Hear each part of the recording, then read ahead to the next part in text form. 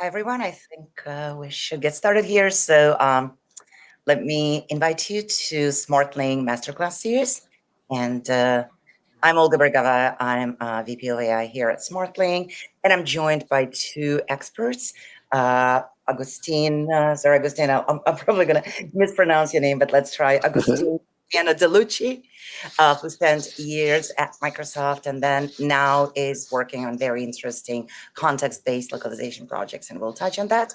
And then I'm joined by Sophie Solomon, who is a corporate strategic advisor and brings a very different perspective, having spent years working in marketing across different organizations. And what we will talk about, we'll talk about something that keeps us all awake at night, which is we've developed the most perfect localization strategies, right? We know how to, these days we know how to prompt. Before that, we knew how to single source. We know how to manage our terminology. It looks like we're doing it all right. But something still may go wrong and content can fall flat in the geo. So let's try and unpack it and look at it from a little bit higher strategic level. We're not going to be teaching you new prompting techniques, but we will be talking about more of the fundamentals of what is it in the foreign markets that can let content fall. So let's start from you, Agustin. Let's start from a little bit more of a technical perspective. So in your opinion, despite all the best localization practices, and again, we're experts, we know what we're doing, what is it that can get the content fall flat in the local market? Let's start and try and unpack it. Yeah, thank you, Olga, and hi everyone. So I think that just mentioned we don't even know if we are falling flat. I think the main problem is the metrics that we don't currently use necessarily in localization. I think that for many years it's been just focused on segments reviews, words translated, accuracy, but not necessarily the right metrics for really associating the result to outcomes.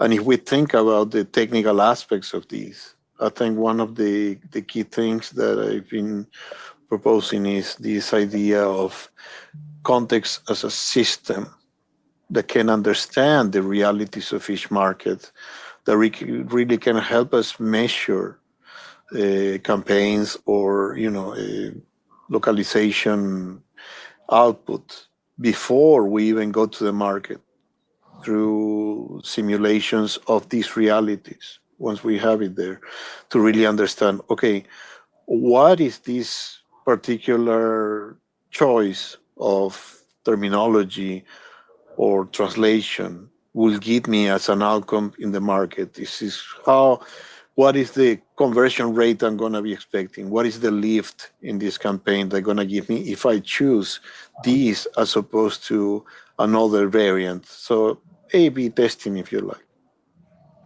Oh, that's great. Yeah, A/B testing obviously is a big thing in other industries and equally maybe a little bit harder to arrange. But you said something that really got my attention, which is we should move more to outcomes and have the right metrics in place. Our industry might be a little bit more difficult to measure actual outcomes. So what is an outcome? Can you give me a couple of examples of the outcome? You mentioned how the content is performing in the geo. Anything else? What is the actual unit of measure when we come to outcomes? Yes, absolutely. And so some of the categories that I will measure, first of all, is market performance. And these are things that are being, measured by market teams and forever. The conversion rate from by market, for example, how many customers are really converting as a result of our specific in-country campaigns. The engagement rate, but as I was saying, between A or B, or even the predicted one, when you run simulations before even doing return visits and retention of those visits by market, the drop-off point in the funnel, we are talking about particularly product-led growth. Then you have trust and resonant metrics, net promoter score by market, brand perception surveys, social sentiment, support ticket, and several more. But you also, it's the prediction accuracy of this result too is important to value. And of course, there are many ways that you can associate revenue with the activities, but I think that the it's important to track this accountability change when you trace the market performance result back into the specific content and context decisions. I think that's where I will focus. Okay, great. Now, you said sentiment, if I'm not mistaken. And I think sentiment and emotional engagement and driving emotional in-country emotional engagement probably leads us to ask a question to Sophie. So how do you actually, when technically your content is flawless and everything Agustín talks about, like we've done A/B testing and we've measured the local impact, how in marketing do you actually measure that emotional engagement, and how do you know that content actually resonates as opposed to not resonating with the local market? Let's talk a little bit about that. Well, thank you. First, sorry. Thank you for inviting me. I really appreciate the opportunity to come in and share those insights with you all. And the question here, Olga, is not necessarily is the content correct. What we're talking about here is relevance. So you can have the most correct content that passed all QA, but is it landing? Is it resonating with your audience? So it's almost like reframing the way that we look at performance, or reframing the way that we look at, is this a successful content? Is this a successful campaign? When the question is really relevance, does this content matter to my audience right here, right now? So it may seem that it's something that's a little fuzzy, but the results actually show this. And so when we focus our attention, is that Agustín talked about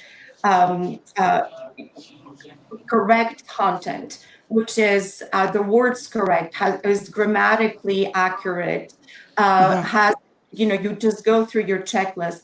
But is this landing really? Is this talking too much? No pun intended, right? So is it translating into the expected behavior? So this is what I look at, is this content relevant? So relevancy is, for me, everything. And probably that goes way beyond translation, right? There's so many other aspects to the content, right? I mean, these days we talk a lot about hyper localization, hyper personalization. You want to make sure that the content really lands and really speaks to your local audience at the most granular level, right? Okay, but what are the examples when it does not? It doesn't always work. Could you give me a couple of examples where, like, okay, it turned into Yes, I do have a couple examples, and because I'm French, I'm going to use a French example.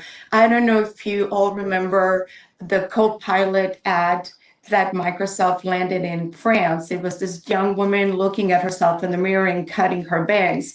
And they translated, the content was absolutely correct. But then when they went, it's like, should I get bangs? Which was, Copilot is more than a tool for work. It's it's a companion that also guides you through hardship in life, because she had just broken up with her boyfriend, right?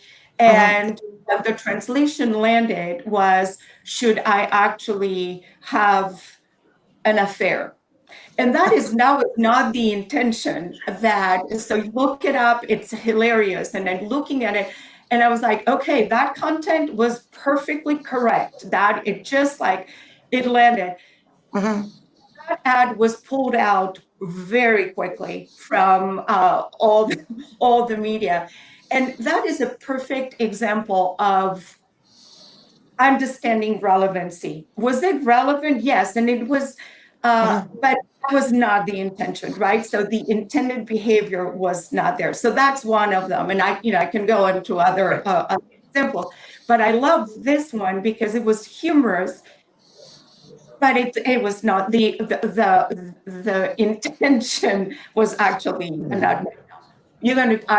Any publicity is good publicity, right? But it didn't really do much for the Copilot brand. Let me put it that way. So That's a great example, and thanks for introducing a bit of humor into the conversation. It's really one of those where you don't know what to do, right? To laugh or to cry. Okay, great. Doesn't always work. True. Let us talk about another topic that's top of everybody's mind right now, which is what if there is no source whatsoever? What if you really just go ahead and generate an AI? Obviously, these days, AI allows us to do that. What if the content generated directly for global market, say from the list of SKUs or say from the corporate brand book, but there is no source whatsoever? What impact do we expect? What can go wrong? What will go well? And Agustin, let's start from you.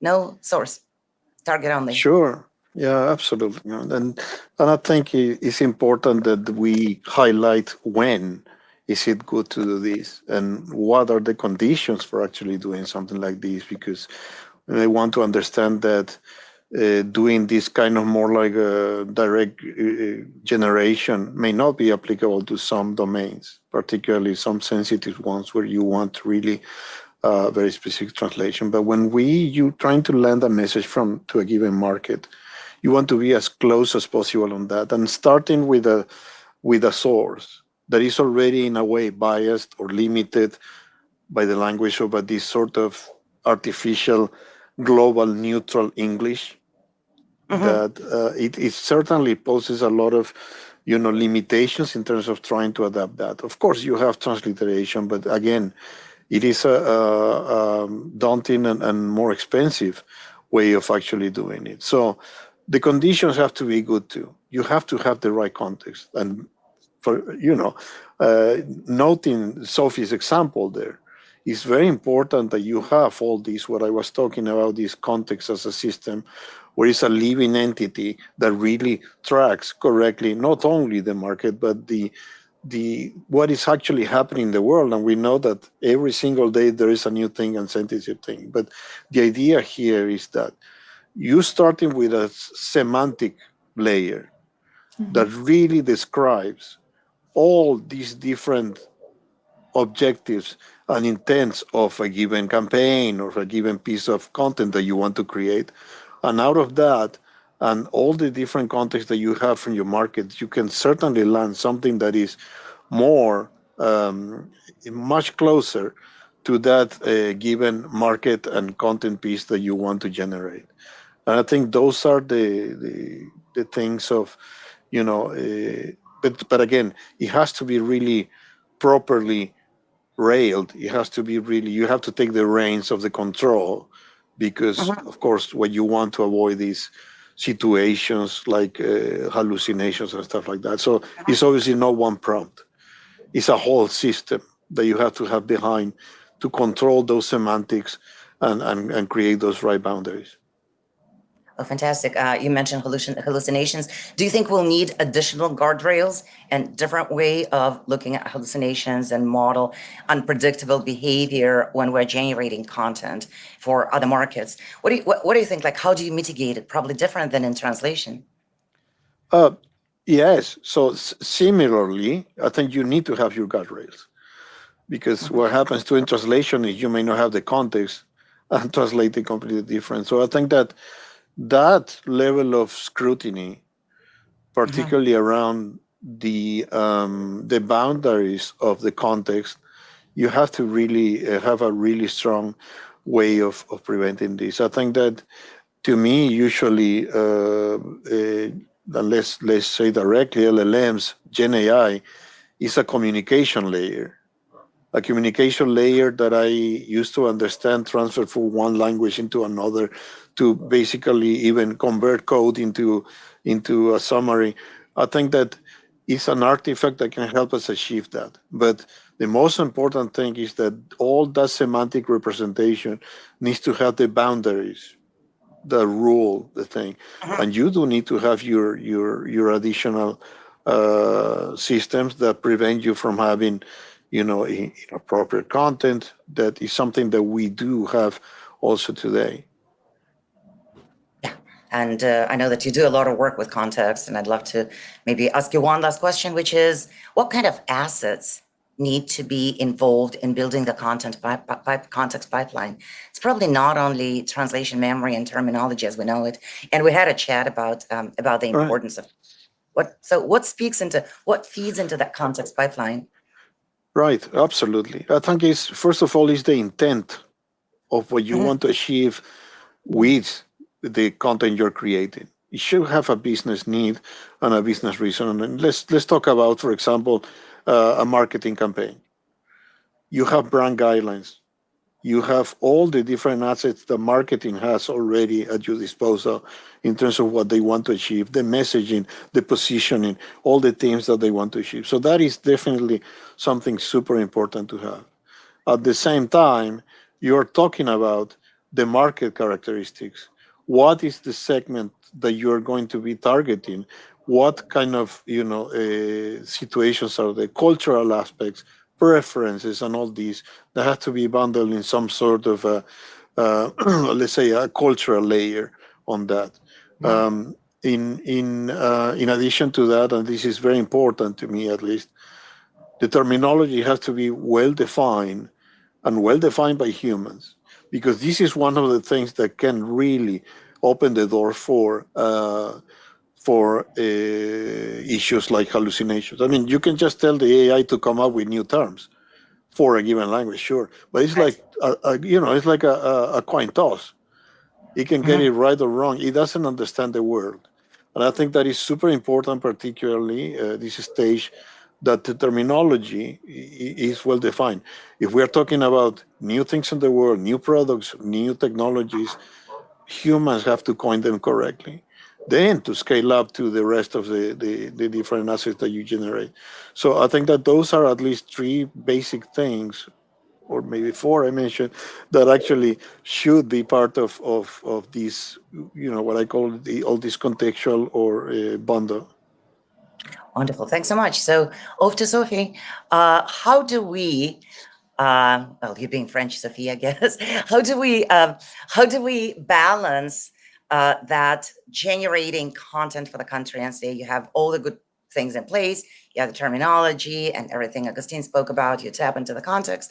How do you balance brand voice and preserving the brand voice and generated content landing right in country? And do you expect the generated content, not translated content, land better? Oh my gosh, I have so many things to say about this. Please go ahead. I think is especially with when you think about the automation of content generation, it is critical that we rethink the way we think about how it lands. And what I mean by that is there's a lot of different variables. The first, and I think the most important piece is when you think about relevancy, is creating that content, not from the inside out, but from the outside in. And what I mean by that is, if any of you are familiar with the concept of design thinking, is that you start with your consumer or your audience experience. What do they feel? What do they care about? What are the things that resonate with them? And based on that and all that intel is what's going to inform what it is that you're going to create. So it's not something that is correct, that is technically generated, that has all the grammar, that has everything that we talked about before, that is then going to translate it and deployed with a layer of cultural sensitivity and so forth. It's the other way around. It's thinking about, you start with, who is my intended audience? What is the intended behavior that I want, right? Once you get into your consumer's head, so to speak, this is where so it is from the outside, it originates with the consumer. And that is what's going to most likely give you the best results. So that's the first layer. The second layer and Augustine touched on it beautifully. And then this is where I get really excited, is that when you think about your brand, you need to have a brand constitution. What are the criteria that are going based on that content that was developed with that customer centricity mindset? You touch on the brand constitution, which is owned usually by one person, or that basically I call it the brand guardrail or policeman that is going to say, is the visual identity true? It is the messaging true? If your brand is sustainability, it doesn't matter where it was produced in Korea, in France, in South Africa. Are we conveying that message of sustainability? So the words really, people don't really pay attention to the words. What you pay attention to is that the messaging what it is that I am looking for. And the third layer is the process, right? So think about the process. How is the content created, right? It is different. So it's just really, it's sometimes it can be painful, and it can seem costly, because you really have to redesign the way that you have traditionally created content. So, I mean, I can talk about this for forever and give you tons of examples, but I think it's really important to have the courage as a corporation to say, we got to rethink this. How are we really creating that? How are we becoming relevant? If we are a global company, we're not translating content. We are originating the content from a customer-centric perspective, no matter where we are, with those guardrails, which is our brand constitution, that is going to make sure that we have a brand identity and consistency around the world. So that's how I like to think about it. It's very interesting. And you and I had a brief chat about emotional engagement and brand trust. Maybe you could say a couple of words of, do you think all of this will drive higher emotional engagement and establish the in-country brand trust? Because at the end of the day, it's all about the trust, right? Absolutely. So trust is earned, right? And it's like there's no other way around. There's no shortcuts. So what I think that the most effective way to get that trust is consistency, predictability. If the message is the same over and over, and it's consistent across the board, so you hear it once, you hear it twice. And I'll give you a really great example. I don't know if any of you have seen this commercial by Patagonia. Do not buy this jacket. And people were like, what the heck is that? What they were talking about was consumerism. If you don't need it, don't buy it. Well, guess what happened? Everybody went and bought the jacket, right? But what they were trying to be smart, be wise, be conscious about the environment, because that is their brand promise, right? That's the Patagonia, yeah. And so that's a perfect example of it. So trust is earned. So it's that consistency, is that messaging landing correctly in everywhere around the world, or wherever you're doing, and do it.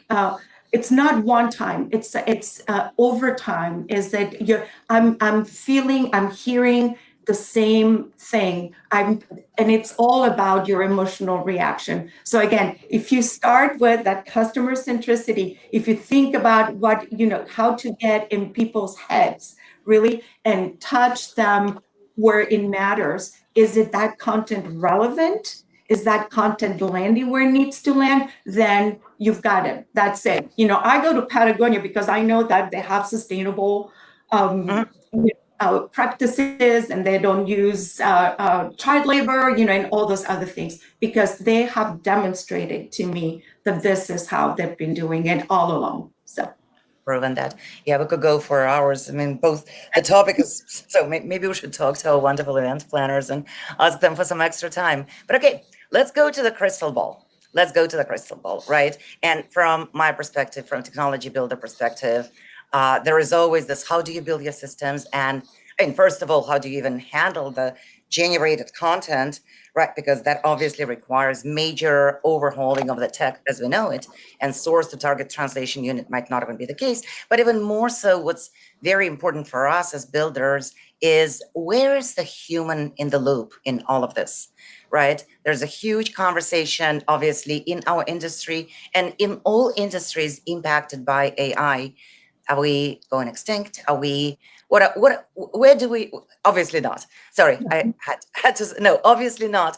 But what's going to happen? Where do you see, if you look a year, 3 years forward, 5 years forward, where does the human fit in this creating global brand ecosystem? And Agustin, let's start from you. Sure, absolutely. And I think that when I refer to these aspects, I usually call it expert in the cockpit as opposed to human in the loop. Because you can put any human anywhere. And of course, you want some participation, particularly from the end customers to validate what you have. But I think that it has to start with the experts defining, architecting, and orchestrating this system that can actually give you an output that will already resonate with that. So if what you would typically call post editing, I will call it pre-editing to put some sort of analogy. So you prepare your systems, your semantic layers, your Mhm. market information, all these, and you sort of change the approach from being a project manager, a program manager, an engineer working on localization into what I call a global experience orchestrator.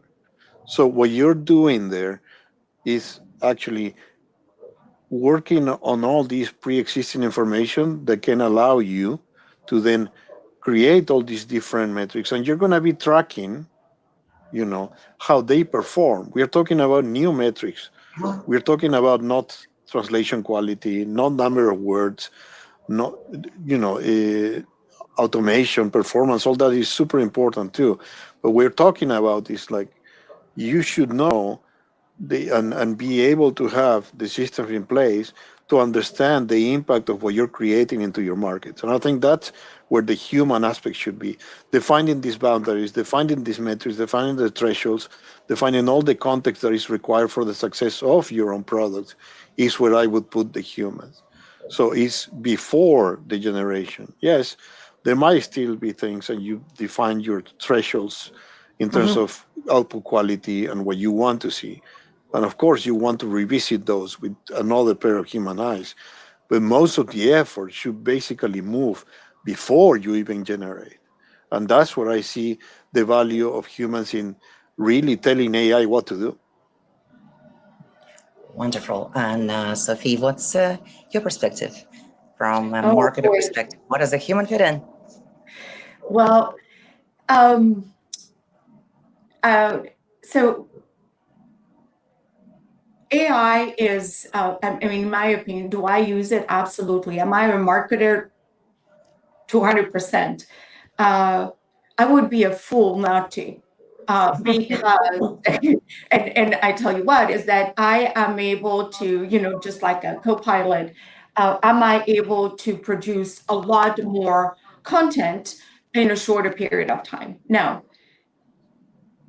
well, the difference here is that it's how I use my skills as a human, how I use my brain, right? So, did spell check replace dictionaries? Absolutely. But did we stop spell checking? No, right? So this is, and now with content creation, what happened is that you, as humans, or for our relevancy in the process is that how do we activate what make us truly humans? And I'll give you a simple example. When you start thinking about global content and the relevancy of that content in different parts of the world, we're not only checking the content, but what maybe one of the skills that we need to develop is, are we risk mediators? Are we risk,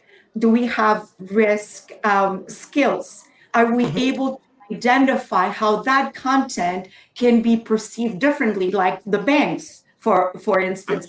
This is where those are skills, new skills that we need to develop. We need to start looking at that content from a very different angle. So if we continue to operate like we operated 5 years ago, when you start looking at our roles as humans, yes, we will become obsolete, but we need to evolve. And I call that the AQ, the adaptability quotient. How do you, the same way that we talk about content that's relevant, how as humans in this process, and for me, when I put my marketing lens on and I said, okay, what makes me human? What are the things that the machine or the AI has produced that is not checked, right? So is the risk, is this content can be interpreted in a different way?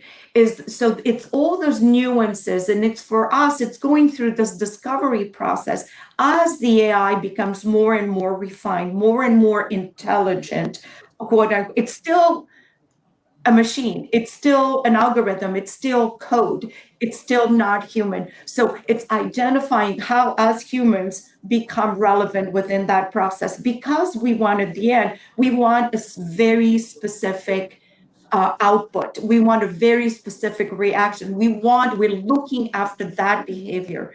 And if we look at it through that lens, the checks and balances and the part of our brain, our skills that we need to activate, need to evolve. If we refuse to evolve and it's more of the same and say, oh my goodness, I am obsolete, yes, you will be obsolete. So this is kind of the way I look at it. And I think that risk literacy is a perfect example of one of the, I would have never thought about risk literacy before, because if I write the content myself, then I know what it is. But if I'm looking at content that was AI generated, it's like, well, thank you very much. You've done, I've saved 6 hours of work. Now I have to dive into it and say, how is it going to land in France? How is it landing here? Is it true to my brand? And all those things is like, we can train maybe the AI to do this to a certain degree, but at the end of the day, if I didn't approve, it doesn't go through. Does that answer your question? It's certainly, well, no, again, I think we're barely scratching the surface here, and both of you have so much to say. I'd say there's another addition to this, right? And I'll go to it from like a technology developer perspective. You don't have your humans, your models go stale, right? Without a human input, without human mind. If you don't have human content, and look what's happening, like a lot of older books are suddenly being bought, right? And like everybody's hungry for human content. If you do not have human content, to your point, Agustín, as a point of reference, if the human doesn't tell AI what to do, it's going to be like a taxi, right? It's going to take you somewhere until you tell that taxi where to go. For the sake of time, guys, we have 12 minutes left, and I want to make sure we leave 10 minutes for Q&A. Can each of you take a minute and say, just give advice to our audience if I was to implement all of these great ideas tomorrow? Where do I start? What do I do? Just give me 3 points. Do this. Mm-hmm. Right. What I would say is pick one market. Uh-huh. Not your biggest, not your most complex. One market you know reasonably well. Write down what you actually know about how content has performed there.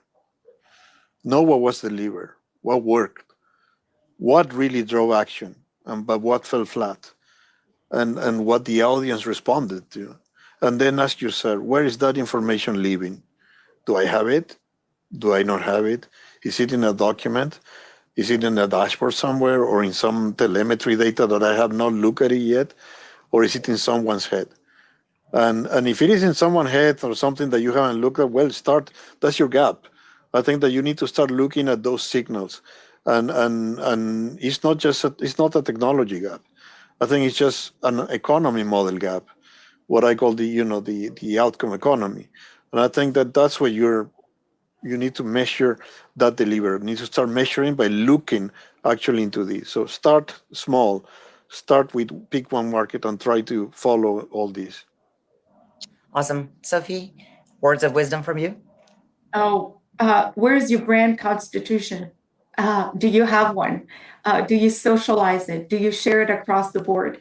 And the second one would be, look at content from a point of relevancy. Stop. It looks like we lost him.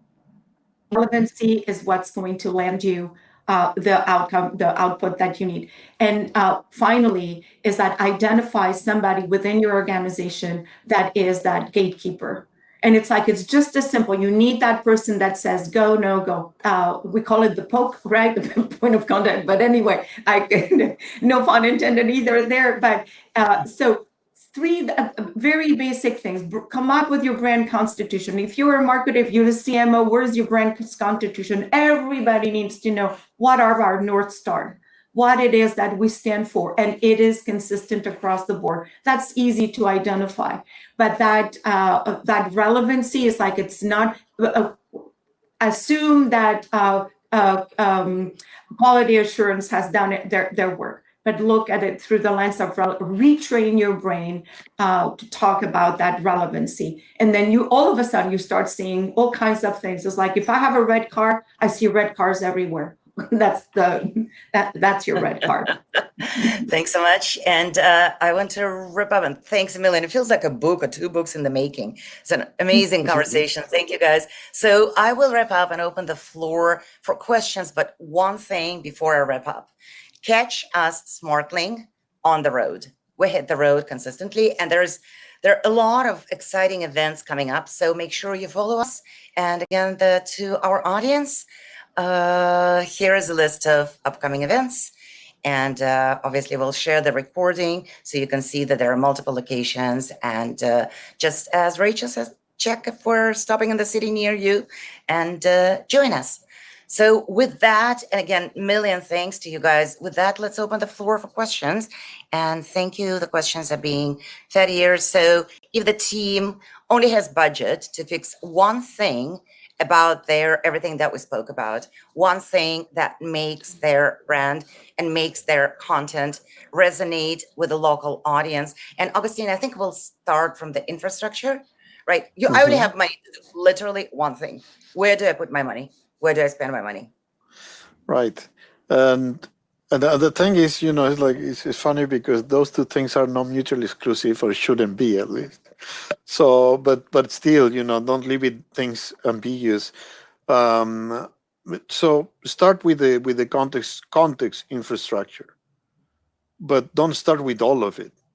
As I was saying, you need to start small. Pick one market where you already have some performance signals, where you have evidence of something that went wrong or something that worked unusually well, and document that, what you know and why, and make that structure. And I think that piece of context infrastructure, you will implement it to having a better brand consistency. Once you at least have that sort of context structure in place, you can scale to bigger things. But don't try to start so make the design big enough to scale to any market, but start small with these signals that you can know, and then start filling those additional gaps. Okay, great. Thank you. Okay, so Sophie, here I come with very, very, very limited budget, and I can literally only do one thing. What would that one thing be? Nothing but one thing. I think it's that risk literacy that you need to develop. Is like, look at that content, everything that Agustín has produced. I would look at it through that lens, because he's got the context.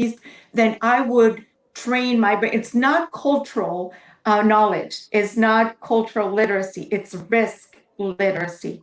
Looking at from that lens, because that mistake can cost you so much money. So look at it as that, how else can this content be interpreted at? And that doesn't cost you anything. It's just like shifting the way that you look at content. So I'm very scrappy. I don't like to spend money. So I do everything just like, okay, what is the low-hanging fruit, and what is the thing that I can do that's going to have the maximum impact? And for me, in terms of risk, mitigate that risk and just put that lens from a customer-centric perspective.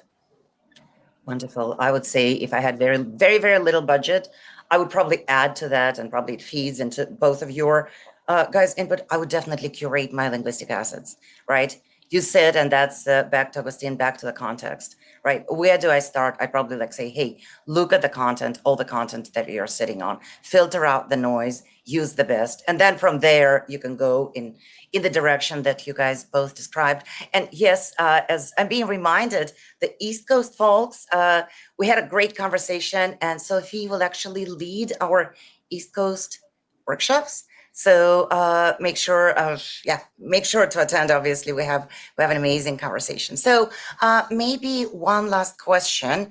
And we spoke, I think a lot of things that we're talking about probably apply to larger enterprises, right? And all of us have been on the buyer side, and obviously, Agustin, you had worked for Microsoft for years, and so you've been in different companies and different enterprises. But there are so many newcomers that are just starting on their global strategy. What if I'm a startup or like a really small, really small company, which probably would mean startup in this time and day? Then what can I do? How can I achieve all those amazing things? I don't even necessarily have a dedicated marketer. Maybe I do. I don't necessarily have a pipeline architect, or maybe I do. Maybe I'm a 5-people shop. So what do I do if I'm tiny? And Agustin, I'll start with you. Right, absolutely. I don't think there's a barrier in terms of size. On the contrary, I think that bigger companies don't have the luxury of having people who are actually really wearing many hats. And why? Because wearing many hats bring you closer to your context, bring you closer to the people that you are producing for, your users, your customers. So I think that's the most important thing, is that it actually is actually an advantage to be closer there, because you're going to have a lot more opportunities to do that. You're going to be working much closer with whoever is taking the hat of a marketer, who will better understand your context and allow you to then bake that into your models. And I think that's, to me, there's not a barrier. On the contrary, an advantage probably to be smaller. Wonderful. And Sophie, okay, so I don't have any budget, and maybe I'm a 3-people shop, not a dedicated marketer. How do I enter? How do I do all those amazing things that we spoke about?